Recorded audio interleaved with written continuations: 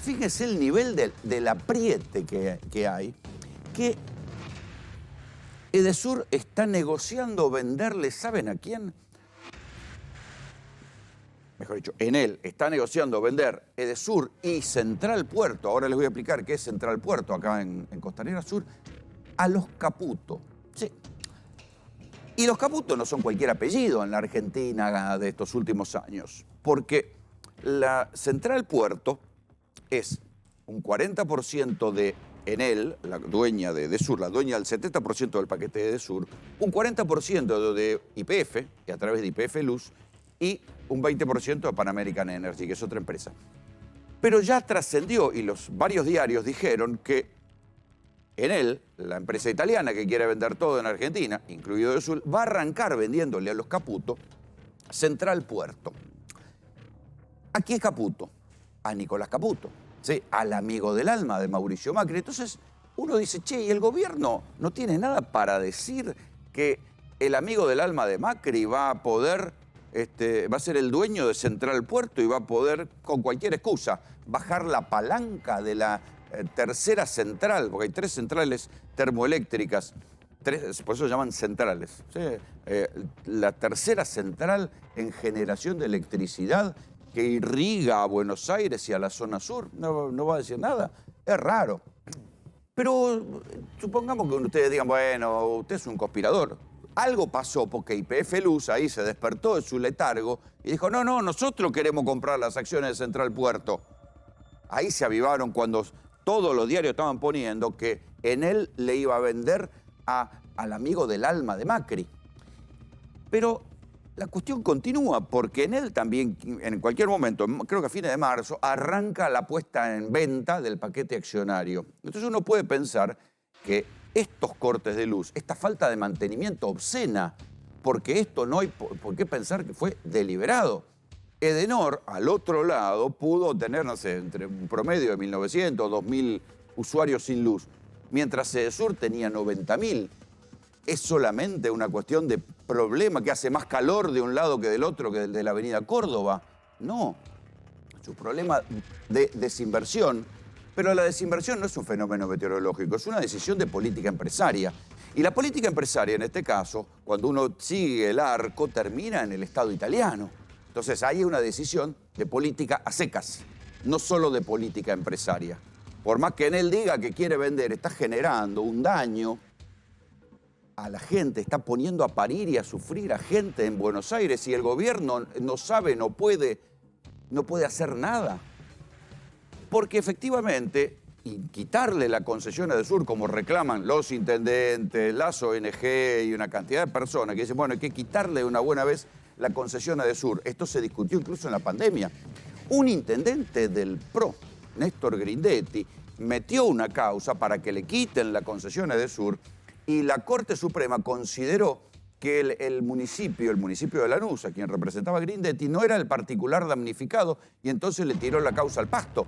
Pero, ¿en serio? El Estado argentino no puede hacer nada. Podría terminar con la concesión, pero a los tiempos que funcionan las cosas en la Argentina, ahora el ENRE mandó un informe al Congreso y el Congreso va a evaluar, pero como el Congreso no funciona, no pasó nada. Le abrieron una causa, el ENRE también le abrió una causa a Edesur, una causa penal por incumplimiento de concesión, de contrato. Fue a la Justicia Federal y parece joda, fue a parar al juzgado del juez Julián Ercolini, el mismo juez del Lago Escondido, ese que todavía sigue siendo juez, un cara dura que debería renunciar por vergüenza, y sin embargo, pese a que apareció en los chats del Lago Escondido, y apareció en los chats del Lago Escondido diciendo cómo había que hacer para encubrir la maniobra, para que no lo descubrieran y victimizarse como que eran pobre gente que había sido espiada, ese juez sigue siendo juez federal y ahora le cayó la causa contra Edesur. Imagínense lo que va a hacer en este año, no va a hacer nada. Con lo cual uno vuelve a preguntarse, el gobierno de Alberto Fernández es impotente, no sabe, no puede, no quiere, no van a hacer nada contra Edesur. Jorge Asís, un poco en joda, decía, si Alberto Fernández no puede con la Corte Suprema, si lo aprieta la Corte Suprema, mejor que se ponga una fiambrería. Y a esta altura del partido da para pensar que el gobierno se podría poner una fiambrería, pero que no se la ponga en la zona de Edesur porque se le va a cortar la luz y se le van a pudrir los quesos. Esto es el primer consejo que habría que darle.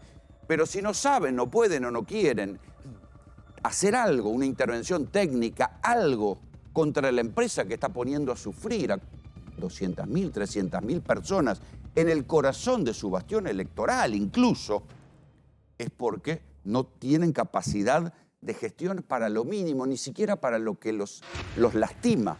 Esto es lo absolutamente increíble.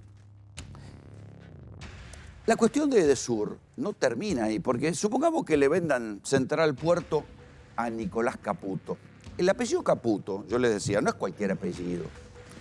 Luis Caputo, el primo de Nicolás Caputo, recuerden, fue el ministro de Finanzas de la Argentina en los tiempos de Macri y ahora, a la luz de lo que pasó después con el acuerdo del Fondo Monetario, fue el gran ministro de la fuga de plata, de la fuga de divisas de la Argentina. La hermana de Nicolás Caputo, acuérdense porque pasan las cosas tan rápido en la Argentina, es Rosana Caputo. Rosana Caputo y sus hermanos, parece el nombre de un western spaghetti. Rosana y sus hermanos son los que financiaban la Revolución Federal. ¿Quiénes eran Revolución Federal? Los tipos que alentaban, Jonathan Morel, el carpinterito que había aprendido por YouTube y que de buenas a primeras en su primera factura juntó 14 millones de mangos porque le pagaba Rosana Caputo y sus hermanos para comprar unos muebles insólitamente acá en San Isidro y después terminar llevándolos al sur. Compraban muebles caros a la primera factura de un carpintero que, según él dijo, había aprendido por YouTube en la pandemia, pero ya podía facturar rápidamente 14 millones de mangos y esos eran los que decían que había que matar a Cristina Fernández de Kirchner. Entonces, ¿le van a dar, en serio, el gobierno le va a dejar, porque no sabe, no puede o no quiere, que Edesur quede en manos de la familia Caputo? De Nicolás Caputo, de su primo Luis y de los hermanitos de Luis Caputo, que son los que financiaban Revolución Federal. ¿En serio? Es tan difícil de entender que esto no es sencillamente una cuestión empresaria, sino que detrás está la política. Parece que no. Algunos dicen, algunas con los que estuve hablando, dicen, mirá, esto es parte de la pelea de Alberto con Cristina. Alberto sabe que no, así como van las cosas, con un 100% de inflación, con la sequía, después vamos a hablar de las consecuencias de la sequía, de lo que le dijo el Fondo Monetario. Piensen que Alberto Fernández se jactaba de que, bueno, que el acuerdo con el Fondo Monetario había sido bárbaro, que el Fondo Monetario no era el mismo que antes, y el Fondo Monetario hizo lo que hace siempre. Ahora, frente a la sequía, cuando el ministro de Economía, Sergio Massa, fue a decir, por favor, reprogramemos la manera en que tenemos que reducir el gasto público en la Argentina, el fondo le dijo, ¿sabe qué? No, vamos a seguir con lo mismo, más gasto, más dunga y a otra cosa. En ese contexto de 100% de inflación, de un acuerdo con el Fondo Monetario terrible, que a esta altura del partido ya de tan recesivo resulta inflacionario. En ese contexto, ¿Alberto Fernández puede aspirar a la reelección? Y si no aspira a la reelección, ¿por qué no termina de gestionar las cosas que tiene que gestionar? No, está como corrido de la gestión y mientras tanto la gente sufre. Sufre la inflación, sufre lo que pasa cuando se corta la luz, sufre la ola de calor y vamos a sufrir todos la recesión económica que se viene producto de la sequía y producto de la penuria de dólares. Pero yo les decía, algunos dicen que esto es la pelea política. ¿Qué pelea política? ¿Entre Alberto y Cristina otra vez? ¿Es esto lo que está generando que se deje correr el desastre de Edesur a ver que lo resuelva otro porque Alberto no quiere pagar el costo político y Cristina mantiene su mutismo? Así de triste es todo. Mientras tanto, los que están en el medio son los que sufren. Los jubilados que no tienen agua, la gente, los electrodependientes, ni que hablar. La gente que en el medio de la ola de calor tenía que ir a juntar agua penosamente, como si vivieran en la última de las villas de emergencia, con un balde para poder tirar en el inodoro después de hacer pis. Ese sufrimiento, esa bronca, ¿quién se lo paga a toda esta gente? Gente que pasó 5, 6, 7, 10 días sin luz. ¿Por qué? Si la tarifa se la cobran igual. Si los aumentos los utilizaron igual, si ellos son los que tomaron la decisión de irse de la Argentina, bueno, que se vayan, pero que no hagan sufrir a la gente. Bienvenidos. Esto es GPS.